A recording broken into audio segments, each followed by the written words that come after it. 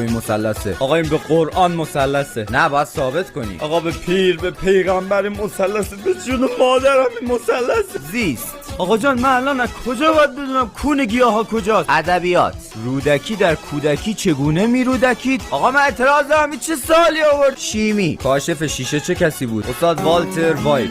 خاک تو سر. اجتماعی. چه کسی به مادر قلی کیسی تجاوز کرد؟ آقا پدر قلی کیسی. ای خدا.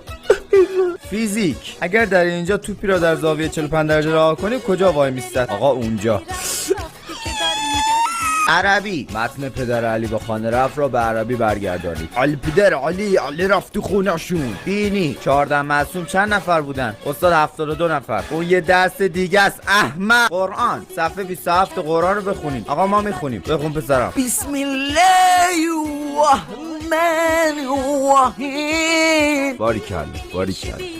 قل هو الله احد الله الصمد. صمد بزنه به کمرت با خوندن. دفاعی. آیا ما تو کشورمون امنیت داریم؟ امنیت که والا بله حالا یه امنیتی هست، دوره هم هستیم. حالا ورزش. حاجی معلم ورزش کیه؟ نمیدونم برای چی. منو 19 داده. خب خوبه که با من تا حالا توپ ندیدم. سبک و زندگی. خب بچه‌ها درستون چیه؟ استاد سبک زندگی. خب پس قراره بهتون